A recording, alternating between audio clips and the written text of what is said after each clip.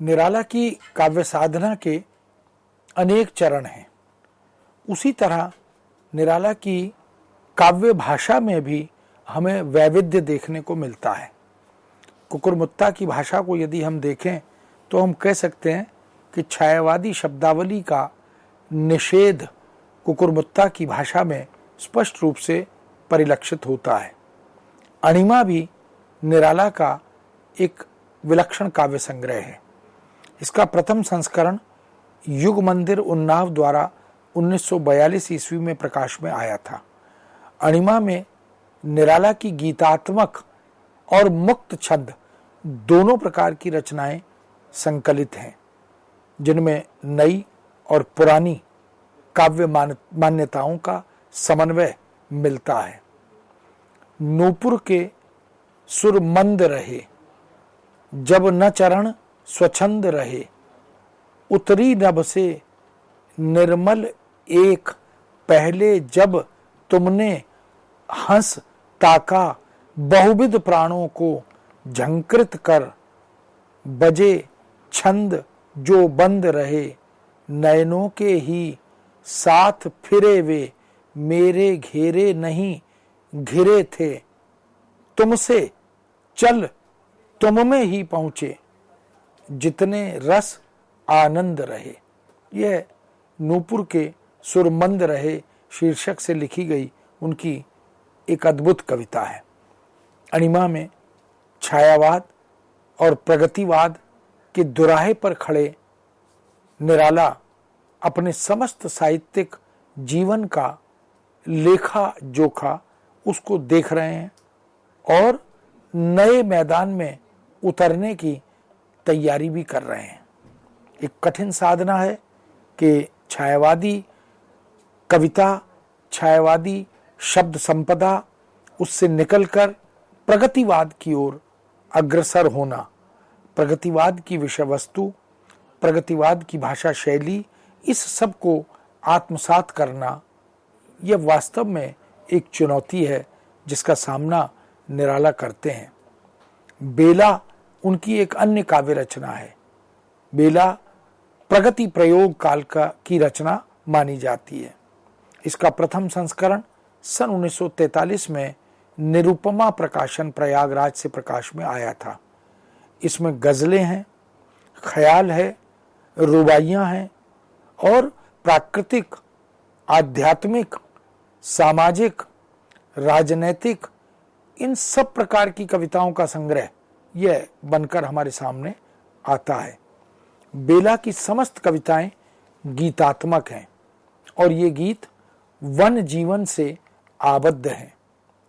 बदली जो उनकी आंखें, इरादा बदल गया, गुल जैसे चमचमाया कि बुलबुल मचल गया, यह टहनी से हवा की छेड़छाड़ थी, मगर खिलकर सुगंध से किसी का दिल बदल गया।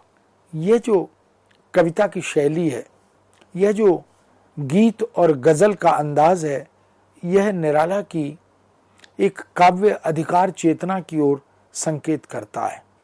खामोश फतेह पाने को रोका नहीं रुका, मुश्किल मुकाम जिंदगी का जब सहल गया, मैंने कला की पार्टी ली है शेर के लिए, दुनिया के गोलंदाजों को देखा दहल गया। इस तरह की भाषा शैली भी निराला वस्तुतः अनेक भाषाओं के ज्ञाता थे।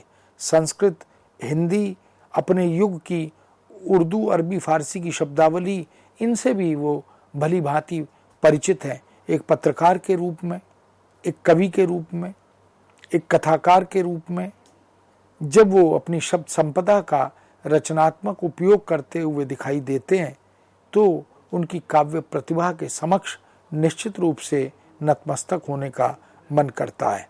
नए पत्ते, इसका प्रथम संस्करण प्रयागराज से हिंदुस्तानी पब्लिकेशन द्वारा 1946 में प्रकाश में आया। इस संग्रह में कवि की प्रयोगात्मक और व्यंग्य मुक्त कविताएं संग्रहित हैं। इस काव्य संग्रह में प्रगतिवादी, प्रयोगवादी विचारधारा का सुंदर समन्वय हुआ है।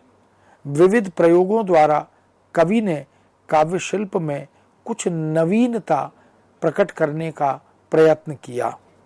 राजे ने अपनी रखवाली की, किला बनाकर रहा, बड़ी बड़ी फौज रखी, मतलब कि लकड़ी पकड़े हुए लेखकों ने लेख लिखे, ऐतिहासिकों ने इतिहास के पन्ने भरे, नाट्य कलाकारों ने कितने ही नाटक रचे, रंगमंच पर खेले, जनता पर जादू चला राजे के समाज का। लोक नारियों के लिए रानियां आदर्श हुईं, धर्म का बढ़ावा रहा धोखे से भरा हुआ। आंख कान मूंद कर जनता रहे, डुबकियां ली, आंख खुली, राजे ने अपनी रखवाली की। इन सब में निहित गहन गंभीर प्रतीकार्थों को जब हम पकड़ने की कोशिश करते हैं तो लगता है निराला वास्तव में सूक्ष्म कविता की ओर, वह जो आचार्य नगेंद्र ने कहा कि छायावाद स्थूल के प्रति सूक्ष्म का विद्रोह है, उसे हम निराला की इस तरह की कविताओं में सहज ही देख सकते हैं। अर्चना भी उनका एक काव्य संग्रह है। अर्चना का प्रथम संस्करण भार्गव प्रेस प्रयाग द्वारा सन 1950 में प्रकाशित हुआ। इसकी समस्त कविताएं भी गीतात्मक हैं। अर्चना काव्य संग्रह की दृष्टि से मुख्यतः संगीत की ओर ले जाने वाली काव्य रचना प्रतीत होती है। उसमें साहित्य और संगीत का अद्भुत सम्मिश्रण मिलता है। तन की, मन की, धन की हो तुम, नव जागरण शयन की हो तुम, काम कामिनी कभी नहीं तुम, सहज स्वामिनी सदा रही तुम, स्वर्ग दालिनी नदी वहीं तुम, अनयन नयन नयन की हो तुम, मोह पटल मोचन आरोचन, जीवन कभी नहीं जग शोधन, हास तुम्हारा पाश विमोचन, मुनि की मान मनन की हो तुम। इस तरह की भाषा, इस तरह की वाक्य विन्यास की व्यवस्था, ये निराला की काव्य बोध का परिचायक बनकर हमारे समक्ष आती है। आराधना का प्रथम संस्करण 1953 में साहित्यकार संसद इलाहाबाद से प्रकाशित हुआ था। आराधना निराला का प्रार्थना परक गीतात्मक काव्य संग्रह है। ऊंट बैल का साथ हुआ है, कुत्ता पकड़े जुआ है, यह संसार सभी बदला है, फिर भी नीर वही गदला है, जिससे सिंचकर ठंडा हो तन, उस चित्त जल का नहीं हुआ है, रूखा होकर ठिठुर गया है, जीवन लकड़ी का लड़का है, खोले कोपल फूलें फूल कर तरुतम वैसा नहीं कुआं है, यह संसार सभी बदला है। इसी तरह गीत गुंज भी उनकी एक महत्वपूर्ण काव्य रचना है। 1953 में प्रकाश में आने वाली यह रचना, जिसमें अनेक कविताओं का संग्रह है, यह रचना कवि ने भयंकर बीमारी के क्षणों में प्रस्तुत की थी। वरद हुई शारदा जी हमारी, पहली बसंत की माला संवारी, लोक विशोक हुए आंखों से, उमड़े गगन लाखों पंखों से, कोयले मंजरी की शाखा से, गाएं सुमंगल होली तुम्हारी, नाचे मयूर प्रात के फूटे, पात के मेघ तले सुख लूटे, कामिनी के मन मुंह से छूटे, मिलने खिलने की ललकी निवारी। ये जो इस तरह की कविताएं हैं वो भी निराला की एक व्यापक दृष्टि और एक विराट परिदृश्य की द्योतक बनकर आती हैं। सांध्य काकली, यह भी निराला की अंतिम कविताओं का संकलन है। इसमें फुटकर रचनाओं को छोड़कर शेष गीत गीतिका की परंपरा में शामिल है। इस संग्रह के अधिकांश गीतों में प्रकृति चित्रण है। फिर बेले ने कलियां आई, फिर बेले में कलियां आई, डालों की अलियां मुस्काई, सींचे बना रहे जो जीते, स्फीत हुए सहसा रस जीते, नस नस दौड़ गई है खुशियां, नहर की ललियां लहराई, सावन कजली 12 मासे, उड़ उड़ कर पूर्वा में भासे, प्राणों के पलटे हैं पासे, पात पात में सांसें भाई, आमों की सुगंध से सिंचकर वैदेशिक जब आए हैं घर, बंधनवार बंधे हैं सुंदर, सरिताएं उमड़ी उतराई, फिर बेले की कलियां आई। इसी तरह अपरा काव्य संग्रह भी निराला की सर्वश्रेष्ठ प्रतिनिधि कविताओं का संकलन है। इसमें अनामिका के प्रथम संस्करण से अणिमा तक के गीतों का एक साथ उपस्थित होना, यह भी एक अद्भुत उपलब्धि है।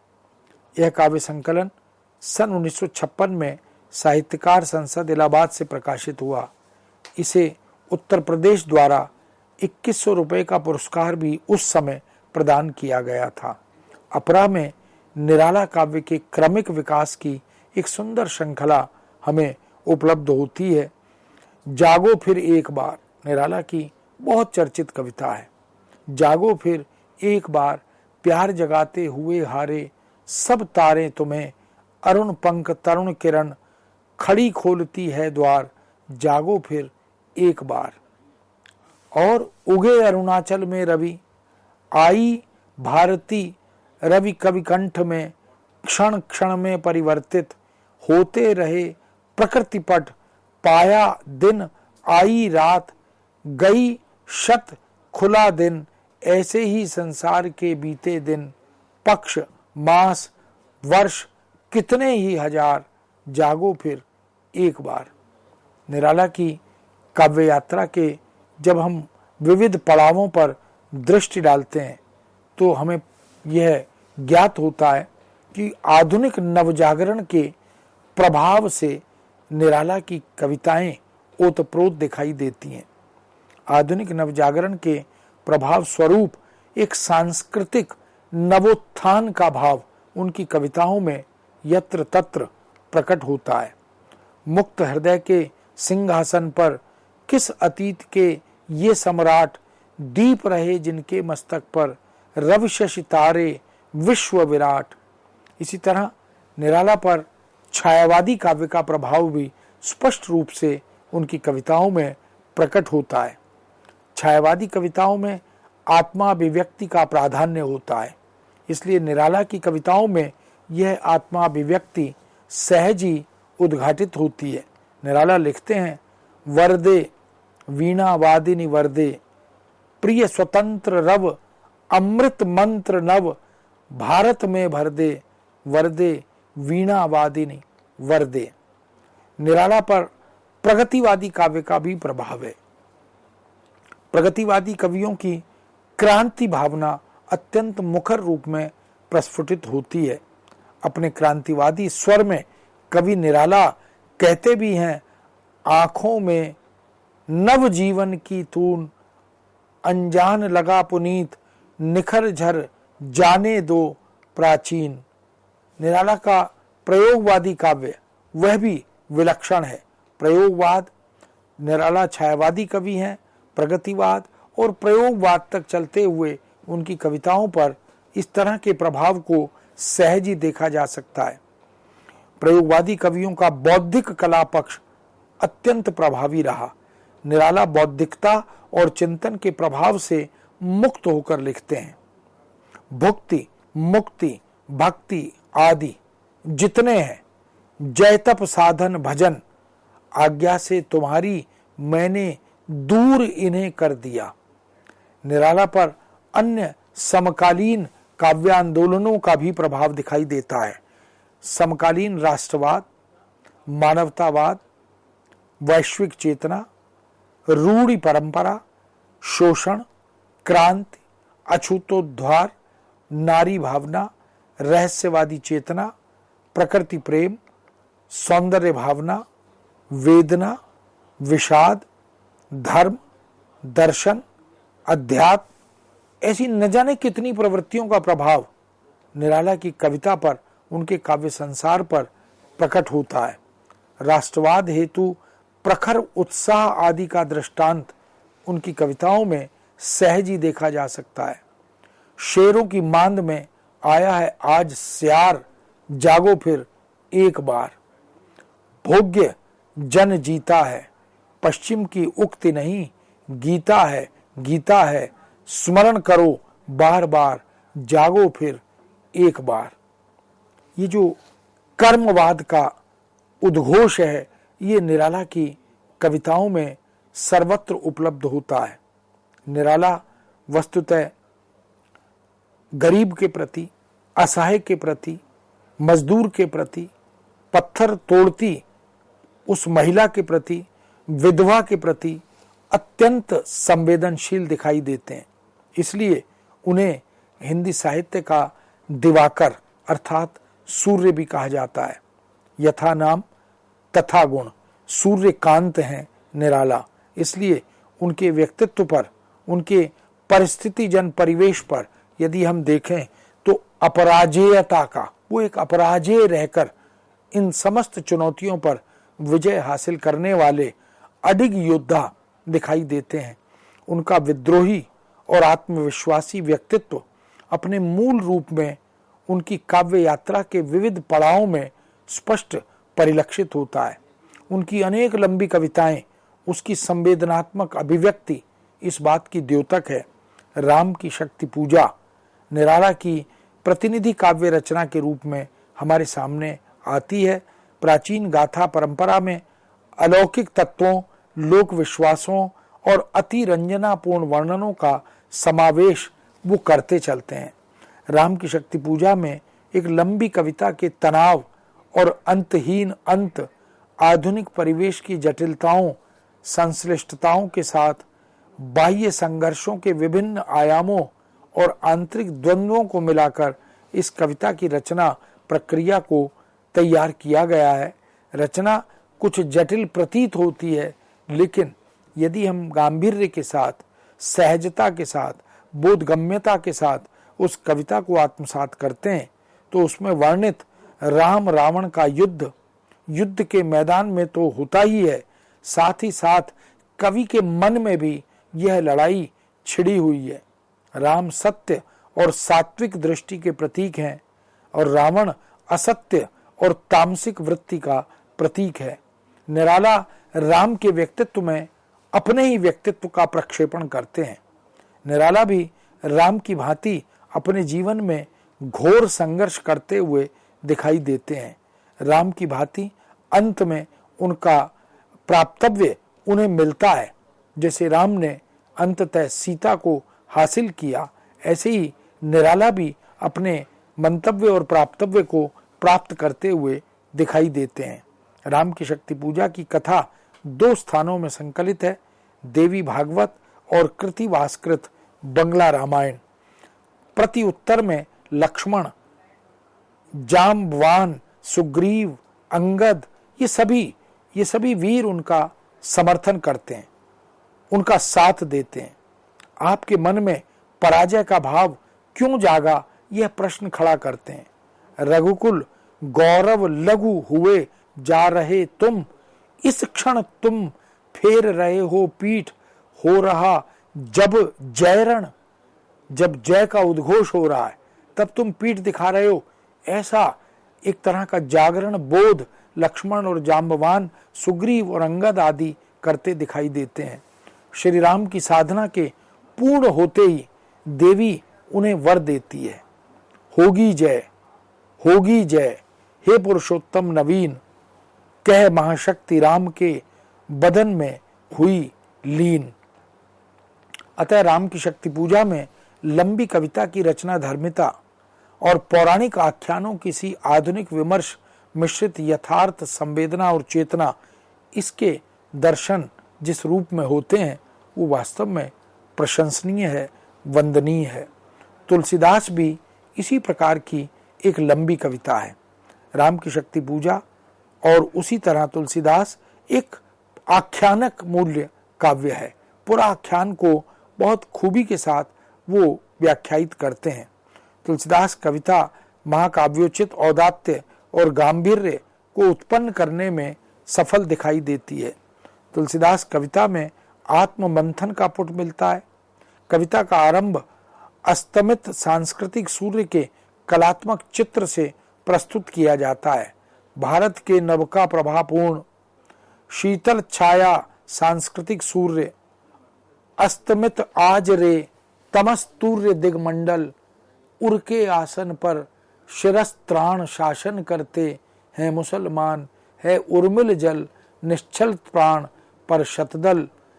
तुलसीदास कविता के माध्यम से कवि सांस्कृतिक सूर्य के अस्त होने का कारण भी खोजता है। दासता स्वीकार करने वाले राजपूतों को लक्ष्य करते हुए कवि ने कड़ा व्यंग्य किया है। भारत के उर्के राजपूत उड़ गए आज वे देवदूत जो रहे शेष निपवेश सूत बंदीगण। वास्तव में तुलसीदास कविता के माध्यम से निराला संवेदनात्मक पक्ष को अनेक बिंदुओं से उद्घाटित करते हैं, जिसमें हिंदुओं या भारतीयों का सांस्कृतिक पतन क्यों हुआ इस पर दृष्टि डालते हैं। प्रकृति की रमणीय छटाएं क्या हैं उन्हें उद्घाटित करते हैं। पत्नी के प्रति रतिभाव को वो व्यक्त करते हैं। जगत या राम के प्रति उन्मुखता इसकी ओर भी वह प्रयत्न करते हुए दिखाई देते हैं। तुलसीदास के संवेदनात्मक मूल्यांकन के पश्चात हम यह कह भी सकते हैं कि रचना अपनी उदात्तता के साथ, भाव प्रवणता के साथ, नाटकीयता, तनाव, अनविति और अंतहीन अंत के साथ यह लंबी कविता हमारे सामने उपस्थित होती है। रचना विधान के समस्त मानदंडों पर यह दृष्टांत खरा उतरता है। कुकुरमुत्ता भी इसी प्रकार की एक लंबी कविता है। निराला ने हास्य व्यंग्य प्रधान ऐसी लंबी कविताओं के माध्यम से अपनी काव्य प्रतिभा का परिचय दिया है। वो आलोचना के पटल पर संवेदनात्मक रूप में श्रेष्ठ उदाहरण के रूप में ऐसी कविताओं को प्रस्तुत करते हैं। लंबाईमान स्वरूप, सृजनात्मक तनाव, अंतहीन अंत, नाटकीयता जैसे अनेक तत्व, इन सब से ओतप्रोत कुकुरमुत्ता एक व्यंग्य रूपी तलवार बनकर हिंदी जगत के सामने उपस्थित होती है।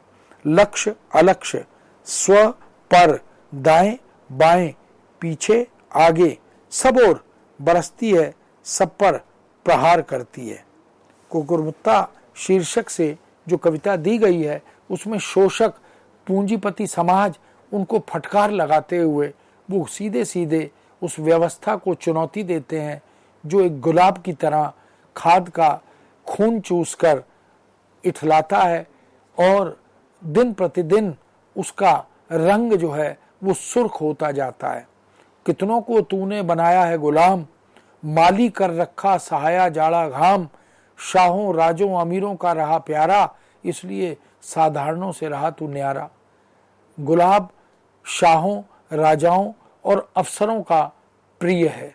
वह उच्च वर्गीय, ऐश्वर्य विलास और नाजुक मिजाजी का प्रतीक है। वह सर्वसाधारण से किनारा किए हुए रहता है। कितनों को दुबला करके स्वयं मोटा होता है, कितनों का शोषण करता है और उसके जीने की शैली में अहंकार झलकता है। कुकुरमुत्ता सर्वसाधारण का प्रतीक है। ये सर्वसाधारण प्रकृति पुत्र होते हैं।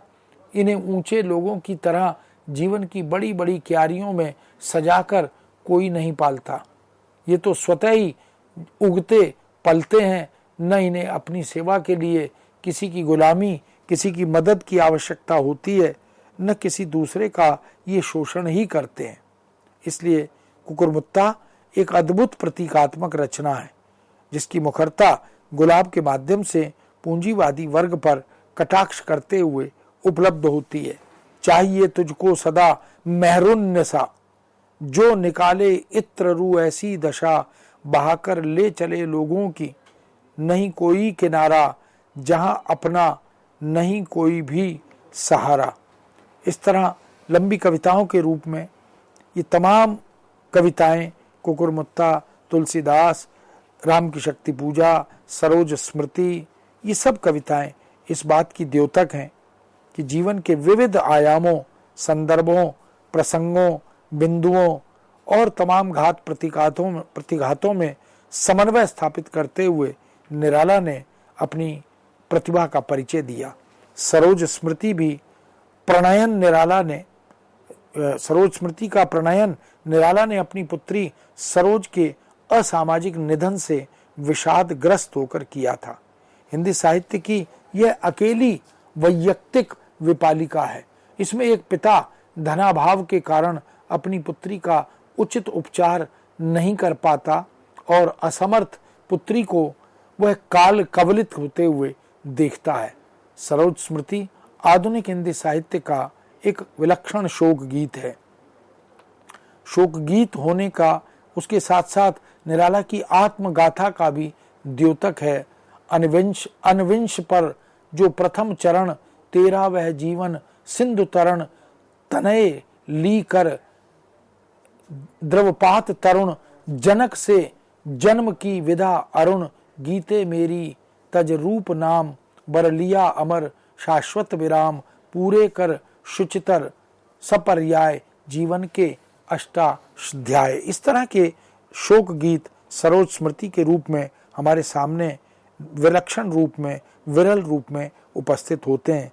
कह सकते हैं कि निराला लंबी कविता हो या अन्य छोटी कविताएं, पिता और पुत्री के सौंदर्य का निर्लिप्त अनुपम वर्णन हो या राम की शक्ति पूजा में राम की उन चुनौतियों के सामना करते हुए विजयी होने की परिकल्पना हो, इन सब के माध्यम से निराला की अद्भुत काव्य क्षमता और प्रतिभा का परिचय हमें मिलता है। मित्रों, निराला एक विराट और विशाल कवि के रूप में हमारे सामने उपस्थित होते हैं। ऐसे कवि की कविता और काव्य की संवेदना को हम अनेक धरातलों और अनेक चरणों के माध्यम से समझ सकते हैं। इस विषय को अभी यहाँ विराम देते हैं। पुनः आपके समक्ष एक नए विषय के साथ उपस्थित होंगे। आज्ञा दीजिए। नमस्कार।